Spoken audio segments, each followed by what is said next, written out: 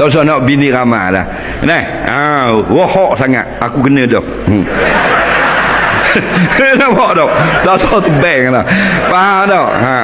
Kalau raya-raya rasa macam nak lari. Faham tak? Nak lari dari Malaysia.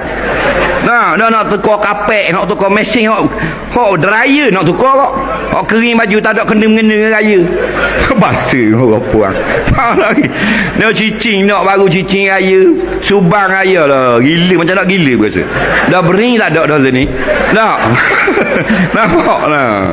Adalah tu orang puang dah. Ramai dia tanya petua. Petua apa? Tak ada petua. Hebat benda ustaz. Tak ada hebat. Aku nasib baik je. Faham lagi. Nampak. Petua benda jadi tidak balah dan tak ada petua. Dia satu saja yang betulnya. 6 bulan pertama perang dunia.